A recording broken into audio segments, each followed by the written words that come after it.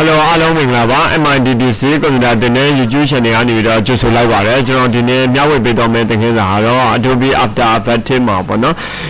Wizz ဆိုတဲ့ plugin ကိုဘယ်လိုမျိုး install လုပ်မလဲဘယ်လိုမျိုးအသုံးပြုမလဲဆိုတဲ့သင်ခန်းစာလေးပဲဖြစ်ပါတယ်ကဲဒါဆိုရင်ကျွန်တော်တို့ဒီ Wizz plugin ကို download အတွက်ဒီ download link ကိုလည်းကျွန်တော် YouTube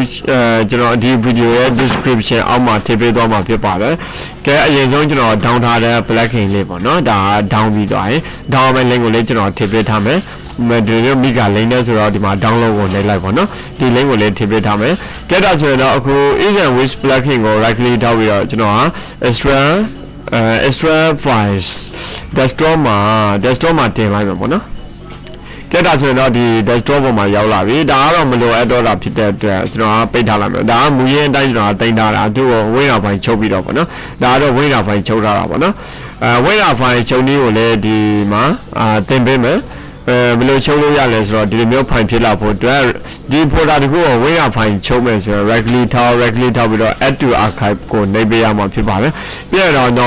normal မှာ best ကိုရွေးပြီးတော့ okay နေဒါဆိုရင်တော့ဒီလိုမျိုးဖိုင်လေးတစ်ဖိုင်ရလာပြီအဲ့ခါကျတော့ line ပေါ်ကိုတင်လို့ရတာပေါ့နော်ဒါကြောင့်ကျွန်တော်မှဒီမှာရှိထားတာဖြစ်တဲ့အတွက်ဒီဟာလေးကမလိုအပ်တော့တာဖြစ်တဲ့အတွက် right click ထောက်ပြီးတော့ delete ကိုနှိပ်ပေးလိုက်ပါကဲဒါဆိုရင်တော့ဒီ folder ပေါ့နော်အဲ့ folder ကိုဖွင့်လိုက်ပါတယ်အဲ့ folder ဖွင့်လိုက်တဲ့အခါမှာဒီမှာသူက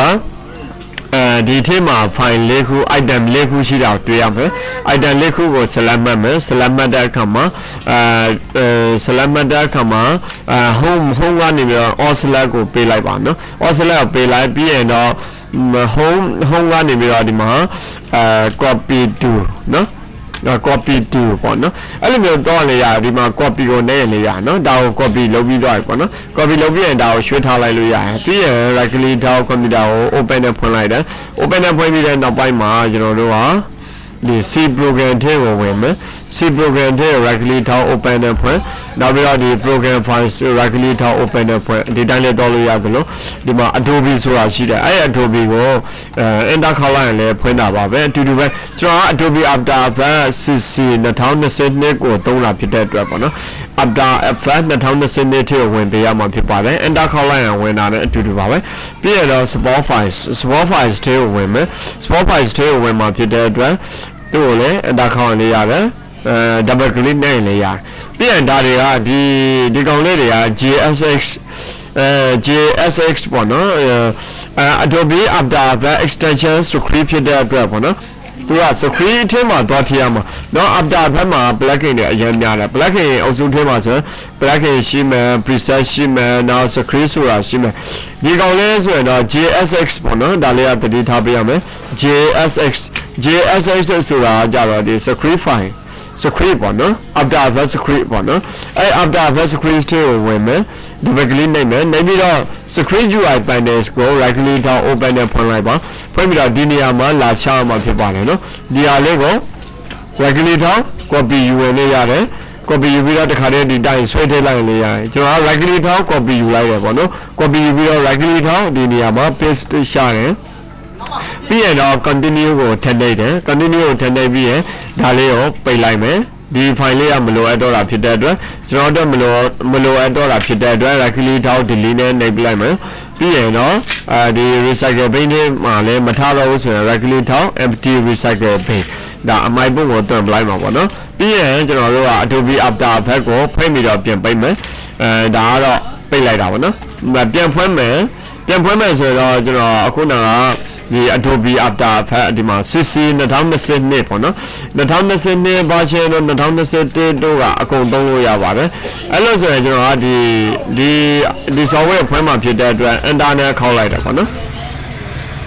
enter ခေါက်လိုက်ရင်အဲ့ software ကပွင့်လာမယ်ကဲ Adobe After Effects ပွင့်လာပြီဆိုတော့ကျွန်တော်ကဒီ After Effects ကကွန်ပျူတာဆက်အားနေတဲ့ကွန်ပျူတာတွေဆိုရင်တော့အလုံးမလုံးဘူးပေါ့နော်အဲ့ခါကျတော့ကျွန်တော်တို့ကဆက်အားမြင့်ထားဖို့လိုတယ်ဆက်ကို RAM 8GB လောက်အနည်းဆုံးသုံးဖို့လိုတယ် CPU i5 သုံးဖို့ i7 လောက်သုံးဖို့လိုတယ်ပြီးတော့ graphic card 2GB ကနေ 2GB အထက်ပေါ့နော်အဲ့ဒါတွေသုံးဖို့လိုတယ်အဲ့ဒီဟာတွေ CPU တွေနေနေမယ် RAM နေနေမယ် graphic card နေနေမယ်ဆိုရင်တော့ After Effects ကအသုံးပြုလို့ရမှာမဟုတ်ပါဘူးက ကဲဒါဆိုရင်တော့ after effect 2ဆိုတဲ့နေရာလေးကိုတော့မယ်သူမဟုတ်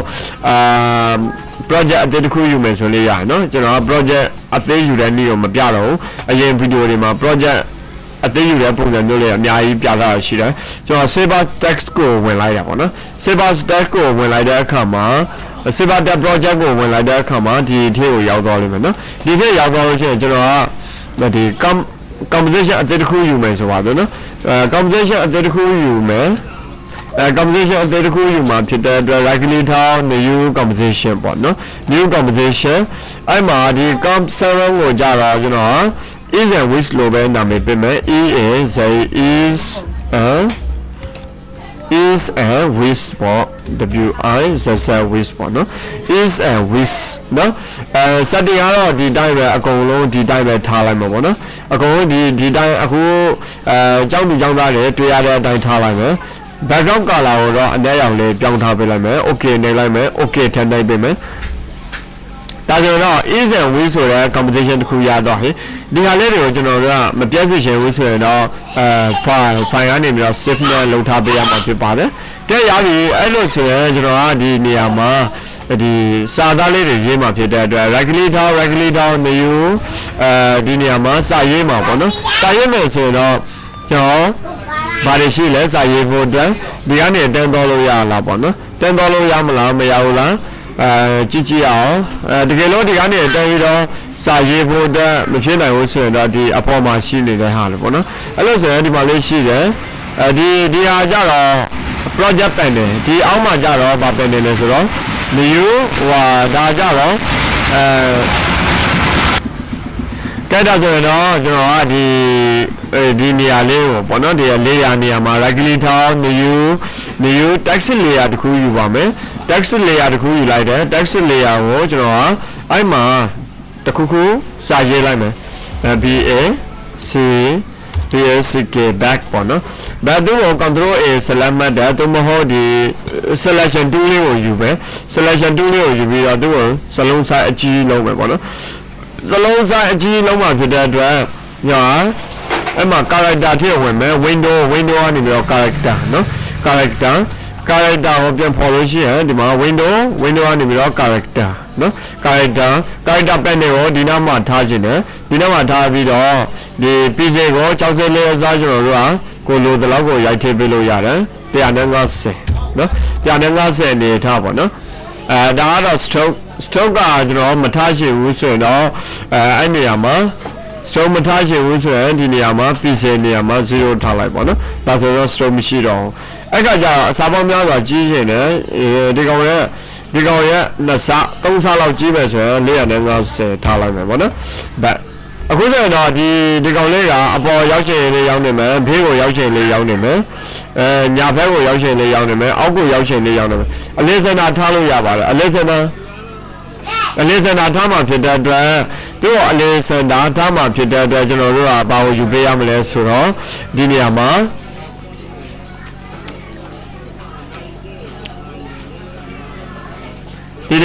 ကျွန်တော်တို့က character ယူပြီးတော့ဆိုတော့ paragraph ပေါ့နော် paragraph ထဲကိုဝင်ရအောင် paragraph ကိုလည်းယူပြီးတော့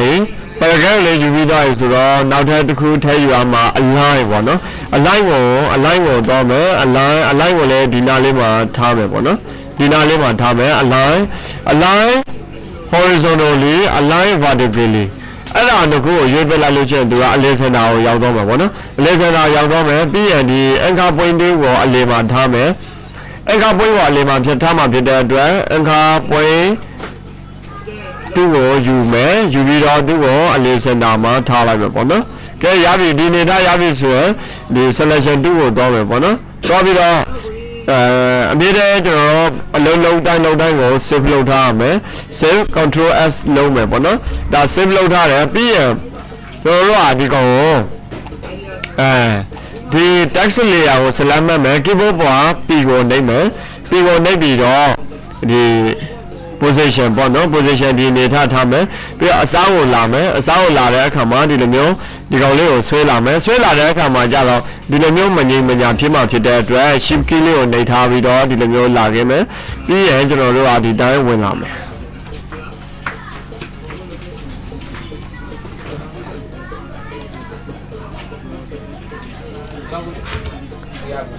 ဒီလိုမျိုးလေးပေါ့နော်သူ့ကိုမြန်စေရှင်တယ်ဆိုရင်သူ့ကိုရှေ့ကိုနည်းနည်းတိုးလာပေးလို့ရတယ်ပြီးရင်တော့ဒီ5 seconds လာပေါ့နော်သူ့ကို train come to work area လောက်လိုက်မယ်ဒါဆိုရင်တော့နည်းနည်းမြန်တော့မှာပေါ့နော်ဒီကောင်လေးကို fit လုပ်ထားမယ်ဒါဆိုရင်တော့နည်းနည်းမြန်လာမယ်ဒါဒီ clip တွေကတော့ကျွန်တော်တို့ position နဲ့နေပြီးတော့ဒီဘက်ထဲကိုဝင်ထားတာပေါ့နော်အဲ့ဒါကိုကျွန်တော်တို့ကဒီလိုမျိုးရိုးရိုးဝင်တဲ့ပုံစံမျိုးမလုပ်ဘဲနဲ့ကျွန်တော်တို့ကသူ့ထက်ကြေကောင်းတဲ့ပုံစံမျိုး design လေးတွေဖန်တီးမှာဖြစ်တဲ့အတွက်အခုနက blacking ပေါ့နော် is and Wizz ဆိုတဲ့ blacking ကို install လုပ်ထားတာရှိတယ်အဲ့ဒီ is and Wizz ဆိုတဲ့ blacking ကို install လုပ်တာပုံမှာယူလို့ရလဲဆိုတော့ဒီနေရာမှာ window is and Wizz blacking ပေါ့နော် window is and Wizz blacking window is and Wizz blacking ဟုတ်ပြီပြီးရင်ကျွန်တော်တို့ကဒီမှာ keyframe နှလုံးကိုဒီ keyframe နှလုံးကို select မှတ်မယ် select မှတ်ပြီးတော့ဒီနေရာမှာ back ဆိုတာကိုရွေးလိုက်မှာပေါ့နော်ဘာလို့လဲဒီ back ကျွန်တော်ကစာသားလေးကို back ပဲရွေးထားပေးတယ်ပြီးရင် back ကိုရွေးမယ်ရွေးပြီးတော့ apply လုပ်လိုက်မယ်အဲ့ခါကျတော့ကျွန်တော်တို့ကကဲဒါဆိုရင်တော့ကျွန်တော်ဒီမှာ apply ကိုနှိပ်လိုက်မယ်နော် apply ကိုနှိပ်လိုက်တဲ့အခါမှာဒီမှာတစ်ချက်လောက်ကြည့်အောင်အဲ့လိုပုံစံမျိုးလေးပေါ့နော်သူကအရှိကိုတိုးသွားပြီးတော့ပြန်ပြီးတော့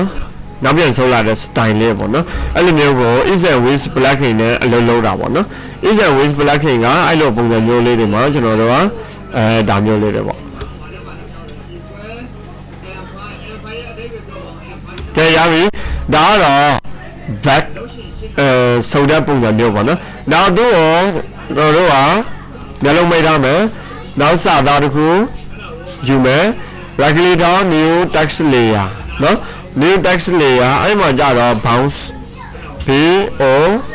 u n c bounce နော်ဒီဘက်အကြီးလောက်လာမယ်နော် bounce သူ့ကိုစလုံးဆိုင်သေးမယ်ဆိုရင် character ထည့်လာမယ်ဒီကောင်လေးကကိုကြိုက်တဲ့နေရာမှာထားလို့ရတယ် bounce မှာကြတော့300လောက်ထားမယ်ပေါ့နော်300 150လောက်ပဲထားလိုက်အသေးလေးပေါ့နော်ပို့ပြီးတော့တိတာတော့အောင်ကဲပြီးရတော့ဒီ bounce ကိုလာမယ် bounce မှာ keyboard ပေါ် P ကိုနှိပ်မယ်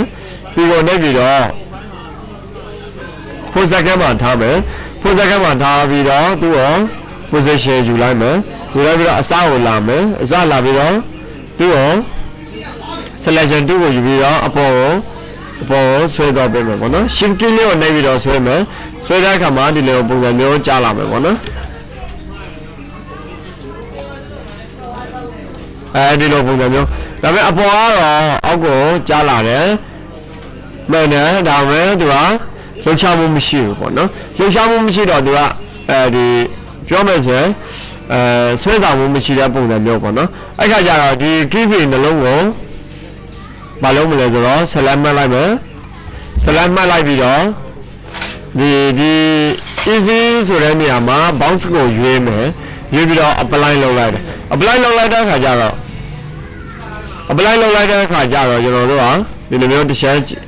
play မယ်နော် play တဲ့အခါ keyboard ပေါ် space bar ကိုနှိပ်ပြီးတော့ play အဲ့ခါကျတော့သူကအောက်ကိုကြားလာတယ်ဒါပေမဲ့ဒီမှာ bouncing ဖြစ်နေတာပေါ့နော်bounce အပေါ်တက်လာအောက်တက်လာဒါမျိုးလေးတွေပေါ့ bouncing style လေးပေါ့နော် bouncing style ပေါ့နော်အဲ့ခါကျတော့ဒီကြော်ရလောကတွေမှာဖြစ်ပေါ့နော် animation လောကတွေမှာဖြစ်အဲ့လိုမျိုးစာသားအလားလေးတွေကိုဖန်တီးတဲ့အခါကျတော့အဲ့ဒါကိုအသုံးပြုတာပေါ့နော်ဒီ is and Wizz ဆိုတဲ့ blacking ကိုအသုံးပြုတယ်အဲ့ဒီ is and Wizz ဆိုတဲ့ blacking ထဲမှာနောက်ထပ်ဘာရှိသေးလဲဆိုတော့နောက်ထပ်အများကြီးကြံနေတယ်ဒီမှာ band bounce elastic ဆိုတာရှိတယ်နောက်ပြီးတော့ဒီနေရာမှာလည်းကိုကြိုက်တဲ့ပုံစံမျိုးလေး export တို့ circle တို့နော် grain တို့ quad တို့နော် quad ရယ် sin ရယ်ဆိုပြီးတော့ပုံစံတွေအများကြီးရှိပါသေးတယ်အဲ့လိုအဲ့ဒီပုံစံလေးတွေကိုကအသေးစိတ်ပေါ့နော်သိချင်တယ်ဆိုရင်မိမိကိုယ်တိုင် စင်ကြည့်ပြီးတော့အသုံးပြုနိုင်ပါတယ်ကျွန်တော်ကတော့ band ရဲ့ bounce ရဲ့ဆိုပြီးတော့ back နဲ့ bounce ကိုနှမျိုးနမူနာလေးလုပ်ပြပေးတာဖြစ်ပါတယ်အရင်ဗီဒီယိုရှင်းမှာဆိုလို့ပေါ့နော်ဒါဆိုရင်အဓိကဒီဗီဒီယိုတင်ခင်းတာကိုအကျဉ်းရှုံးလိုက်မယ်ဆိုရင်ဒီ plugin ကိုဘယ်မှာထားအောင်မလဲကျွန်တော်ဒီဗီဒီယိုရဲ့ description မှာတောင်းမယ်တောင်းပြီးတော့ install ဘယ်လိုလုပ်မလဲဆိုတော့ဒီဗီဒီယိုမှာတင်ပြတော့တဲ့အတိုင်း install လုပ်မယ်ပြီးရင်အသုံးပြုကြည့်မယ်ကဲဒါဆိုရင်တော့ဒီ Wizz ဆိုတဲ့ plugin ကAdobe After Effects လေးလာရင်လည်းအကြောင်းတွေကြောင်းသားရဲ့အတွက်အကျိုးရှိမယ်လို့ယူဆပါတယ်အားလုံးပဲကျေးဇူးတင်ပါတယ်နောက်ထပ်ဗီဒီယိုမှာပြန်လည်ဆုံတွေ့ရပါမယ်ခင်ဗျာ